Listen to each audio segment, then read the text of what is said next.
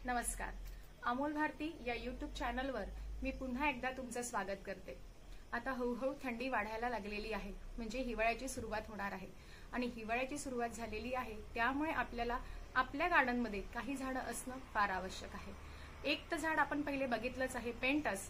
आणि आज आपण अशा झाडाला भेटणार आहोत जे तुमच्या हिवाळ्यामध्ये पूर्ण हिवाळा आणि एप्रिलच्या शेवटपर्यंत तुमच्या गार्डनला सुशोभित करणार. आणि खूप सुंदर त्याची फुलं असतात. फुलांसोबत सोबत त्याची पानं पण मनमोहक असतात आणि यामध्ये पांढरा, पिवळा, गुलाबी, लाल, गुलाबी, पांढरा असे विविध रंगांमध्ये हे फूल तुम्हाला बघायला मिळणार. तर हे झाड कोणतं आहे तुम्हाला बघायचं आहे? चला तर मग भेटू. ते हे झाड आहे बिगोनिया. माझ्याकडे बिगोनियाचं लाल, पांढरा गुलाबी आणि डार्क गुलाबी असे 3 रंग आहेत. बिगोनियामध्ये पिवळ्या रंगाचं सुद्धा बिगोनियाचं फूल येते आणि झाड येते, ते सुद्धा फार सुरेख दिसते. आता बिगोनियाचे पानं सुद्धा फार सुंदर असतात. बिगोनियाचे पानं बघा किती सुंदर याचा रंग आहे, हिरवा, एकदम कंसे हिरव्या रंगाचं हे पान आहे. पिंक कलर, पांढरा पिंक झाडाचं जर तुम्ही पान बघाल तर थोडं लाल असं पोपटीचं रंगाचं पान आहे. आणि डार्क गुलाबी झाडाचं जर तुम्ही पान बघाल तर बघा जांभळ्या तपकिरी रंगाचं असं हे पान आहे. याच्या पानांवरनं सुद्धा तुम्ही त्याला कोणत्या रंगाचं फूल येणार हे पण आपण शोधू शकतो.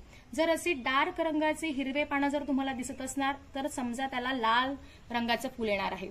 थोडं असं तपकिरी असं हलकं हिरव्या रंगाचं असणार तर त्याला असा फेंट गुलाबी कलरचं फूल येणार. आणि ज्याला तुम्हाला असे बिलकुल तपकिरी रंगाचं असं लालसर पान दिसणार असेल तर त्याला डार्क गुलाबी रंगाचं फूल येणार. हे याचं एक आपण एक आयडेंटिफाय करू शकतो की त्यांच्या पानांवरनं याला कोणत्या रंगाचं फूल पण येणार. आता बिगोनिया लावायचा कसा? बिगोनिया कटिंगनी खूप लवकर लागतो. तर बिगोनियाला कटिंगनी लावायचं असेल तर कटिंग कशी घ्यायची हे आपण आता बघूयात. तर बिगोनियाचं तुम्हाला मी एक झाड दाखवते आणि बिगोनियाचं मदर प्लांट असणंही फार आवश्यक आहे. तुम्ही जर इथे बघू शकत असाल तर इथे छोटे छोटे याला रूट्स, याला असे मूळ येत आहे. तर तुम्ही इथूनही याला कट करून याला लावू शकता, पण ही खूप मोठी फांदी होऊन जाणार. तर आपण थोडी छोटी कटिंग घेऊया घ्यायची. आता कटिंग तुम्हाला घ्यायची असेल तर तुम्ही कोवळी एखादी कटिंग घ्या, जसं मी घेत आहे. याच्या नोट पासून जिथून हे चालू होणार तिथनं अशी तुम्ही याची कटिंग घ्या. अशी तुम्ही याची कटिंग घेऊ शकता. अजून एक हे लाल रंगाचं माझं झाड आहे, याची पण आपण एक कटिंग घेऊया. ही बघा याची कटिंग. तर याच्यातले जे थोडे खाली खाली जे पानं आहेत ना ते आपण कट करून घेऊ, एक्स्ट्राचे पान. आणि नेहमीप्रमाणे जेव्हा पण आपण कोणत्या पण झाडाची कटिंग घेणार असू त्या झाडाला आधीच तुम्ही थोडं 1-2 तासाआधी पाणी देऊन द्या, म्हणजे झाडांच्या या फांद्यांजवळ पाणी असणार. आता हे तुम्ही लावायच्या पहिले थोडं याला फंगीसाइड लावून घ्या. आणि हे पण मी याची जी कटिंग आहे ही सुद्धा मी कोकोपीट, गांडूळ खत आणि थोडी माती मिक्स केलेलं एक पॉटिंग मिक्स घेतलं आहे त्याच मध्ये लावणार आहे. कोकोपीटमुळे काय होते की तुमचं जर सीड असणार किंवा एखादी कटिंग असणार तर ती फास्ट ग्रो होते. आणि यालाही तुम्हाला एका छोट्या स्पॉटमध्ये लावायचं, एकदम मोठ्या पॉटमध्ये नका लावू. आणि याला तुम्ही असं लावलं की याला प्रेस करून घ्या व्यवस्थित आणि याला व्यवस्थित दाबून घ्या. एकदा आपण याला कटिंग लावली की थोडंच पाणी घालायचं, खूप जास्त याला पाणी घालायचं नाही. कारण आपलं जे कोकोपीट आहे हे जास्त पाणी होल्ड करून ठेवते. आणि तसं तर हे वॉटर लव्हिंग प्लांट आहे, पण एक्सेस वॉटर झाल्यामुळे याचे मुळं खराब होण्याची शक्यता जास्ती असते. मी दाखवते तुम्हाला कसं. हे मी एक 4 दिवसाआधी लावलेलं माझं बिगोनियाचं एक कटिंग आहे. तर तुम्ही थोडंसं याला असं ओढून बघितलं, जर याला मूळ पकडलं असेल तर हे निघणार नाही. आणि मूळ जर याला पकडलं नसेल तर हे इझिली निघणार. आणि तुम्हाला इथे दिसत असणार की हे इथनं खराब होत आहे, पूर्ण खराब झालेलं आहे. तर या कटिंगला फेकून देऊ नका. आपण पुन्हा याच कटिंगचा उपयोग करू शकतो. वरून तुम्ही याला पुन्हा असं कट करा, खराब झालेला पार्ट फेकून द्या आणि याला फंगीसाइड लावा. हे वाया, म्हणजे ही सुद्धा कटिंग आपली वाया जाणार नाही. आणि पुन्हा हिला जर तुम्ही खोचलं तर हिला पण चान्सेस आहे ही पण लागणार. पुन्हा हिला पण तुम्ही काय करून द्या, थोडंसं पाणी घेऊन द्या. मी आधीच माझ्या कटिंग्स सुद्धा ग्रो करून ठेवलेल्या आहेत, तर त्या तुम्हाला मी दाखवते. हे बघा, यामध्ये मी माझ्या सगळ्या छोट्या छोट्या सगळ्या कटिंग्स लावून ठेवलेल्या आहेत बघा, आणि कटिंग सुद्धा इतक्या छान अशा जमलेल्या आहेत की याचे मूळ बघा. आणि आता याला रिपोर्ट करण्याची आता याची वेळ झालेली आहे. हे 1 महिन्याचं माझं बिगोनिया आहे आणि किती हेल्दी झाड आहे. हे सुद्धा कोकोपीट आणि गांडूळ खत बस याचाच उपयोग मी याच्या पॉटिंग मिक्स मध्ये केलेला आहे. पण आता मात्र आपल्याला जेव्हा आपण रिपोर्ट करू तेव्हा आपल्याला काय काय लागणार आहे, काय कसं पॉटिंग मिक्स घ्यायचं हे पण मी तुम्हाला आता दाखवते. हे बघा, हे दुसरं कटिंग, तिसरं, चौथं, हे मी असे 7-8 कटिंग्स याचे लावून ठेवलेले आहे. बघा, आपल्या घरी जर आपल्याला गार्डन लावायचं असेल ना तर आपल्याला एकच झाड नसावं. जर मी एकच बिगोनियाचं लावलं तर ते इतकं शोभा देणार नाही.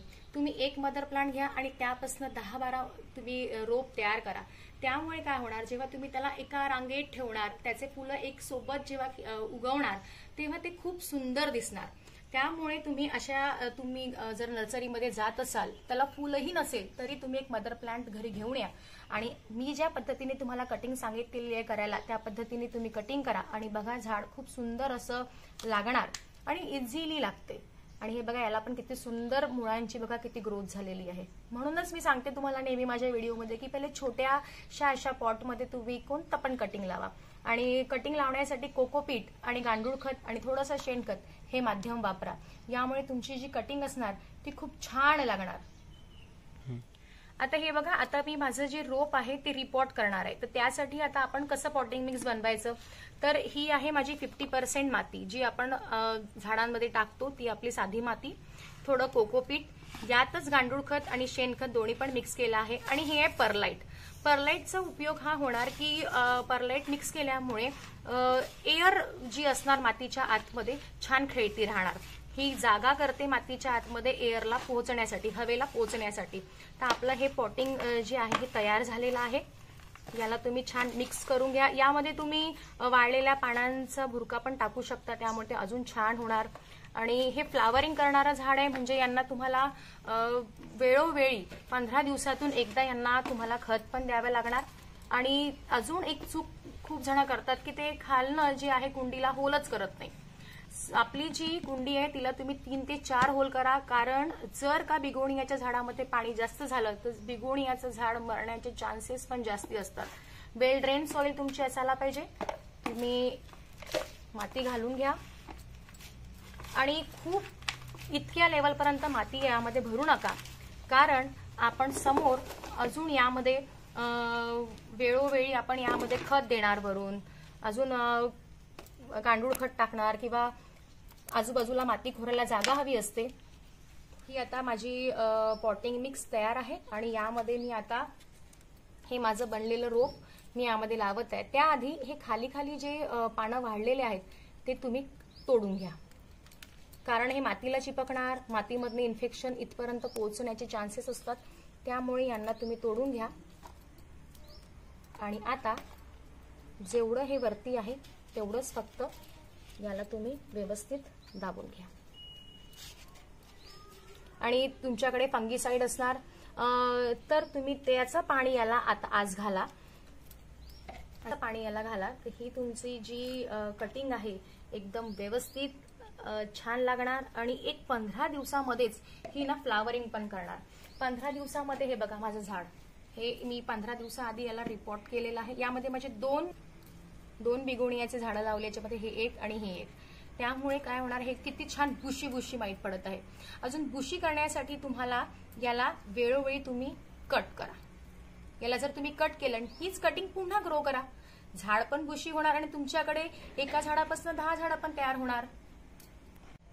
आता आपण आज बिगोनिया कसा लावायचा, कटिंग पासून त्याला कसं ग्रो करायचं याचं मी A to Z मेथड तुम्हाला पूर्ण सांगितलेली आहे. आता बिगोनियाचं आपल्याला केअर हे करायची आहे की त्याला ओव्हर वॉटरिंग करायचं नाही आहे आणि ते फ्लावरिंग करणारं झाड असल्यामुळे त्याला आपल्याला 15 दिवसातनं लिक्विड फर्टिलायझर किंवा शेणखत किंवा गांडूळ खत असं त्याला टाकत राहायचं आहे. आणि उन्हाळ्यामध्ये बिगोनियाला एक एक्स्ट्रा केअरची गरज असते. ती एक्स्ट्रा केअर जर आपण त्याची घेतली तर ते उन्हाळ्यामध्ये पण छान जगणार. आणि मग पावसाळा आला की त्याच मदर प्लांटपासून आपण पुन्हा नव्याने 10-15 नवीन झाडे याच पद्धतीने लावू शकणार. जर का तुम्हाला माझा बिगोनिया कसा लावायचा हा व्हिडिओ आवडला असेल तर माझ्या चॅनलला लाईक, शेअर आणि सबस्क्राईब करा. धन्यवाद.